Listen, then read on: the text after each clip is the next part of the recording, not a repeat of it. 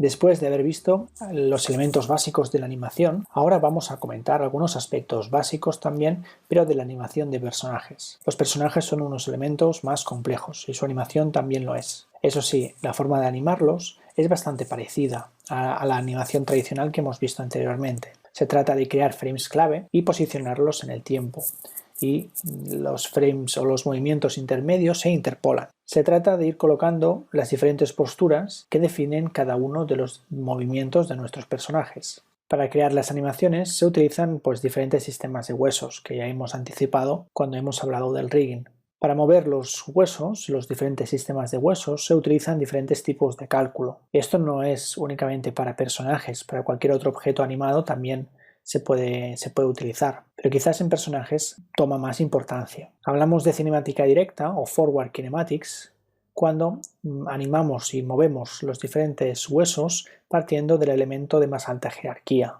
Pues para mover un brazo empezamos por el hombro y después por los otros huesos. En cambio, la cinemática inversa permite hacerlo un poquito al revés. Para mover un brazo podemos coger directamente el último de los huesos, que sería la mano o incluso uno de los dedos, y al desplazar ese hueso se arrastra también los otros huesos que están linkados en la cadena de jerarquía.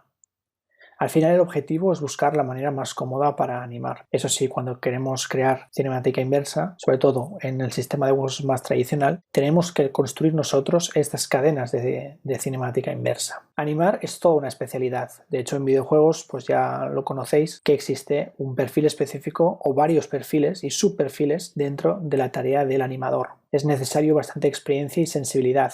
Eso quiere decir formación en este campo y mucho background en relación a lo que sería conocimientos de anatomía, conocimientos de movimiento, de animación tradicional, etc.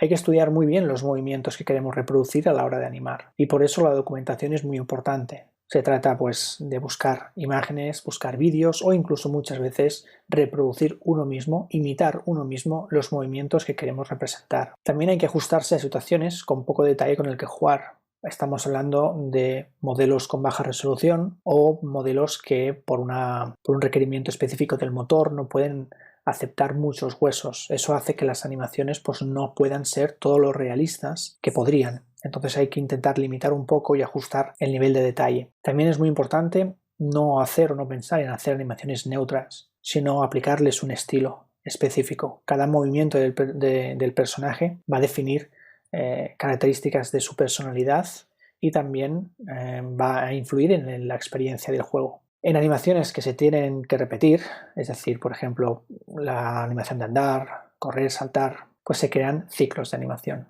Un ciclo de animación básicamente es que la posición inicial del movimiento y la posición final es la misma. De esta manera, cuando el ciclo se repite, da una sensación de continuidad y puede parecer que el personaje está corriendo o está caminando durante mucho tiempo. La cuestión es que hace 2 pasos o 4 pasos y estos se repiten. Esto ayuda también, obviamente, a reducir el coste de introducir animaciones en el motor.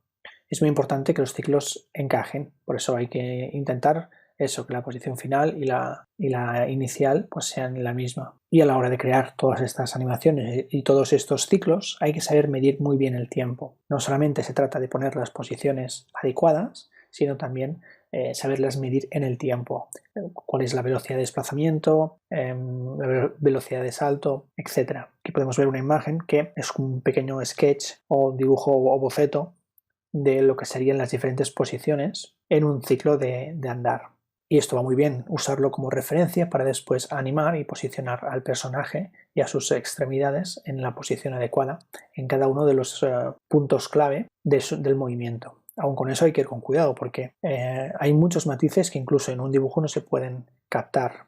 También faltaría aquí añadir, por ejemplo, cierto tipo de movimiento rotatorio de la pelvis y de las clavículas, por ejemplo. Aunque aquí en este curso no vamos a entrar en animación facial, sí comentar algunos aspectos. El primero es que obviamente para animar bien requiere mucho detalle, requiere de rostros con muchos triángulos, muchos polígonos, además también de muchos controladores para poder retocar exactamente cada uno de los elementos de la cara. Se puede animar perfectamente con huesos o también se utilizan otros métodos, pero normalmente se utiliza el sistema de huesos para la animación facial. El objetivo es, bueno, pues mostrar expresiones y emociones y sobre todo también vocalizaciones, porque cada vez es más importante la parte de hablar, ¿no? La parte del discurso de los personajes. Podemos ver una imagen del juego de Last of Us en el que en la imagen de la izquierda, aparte de ver el wireframe, vemos el nivel de detalle de la malla. Todos los puntos verdes que vemos son pequeños controladores que de alguna forma atañen a un hueso que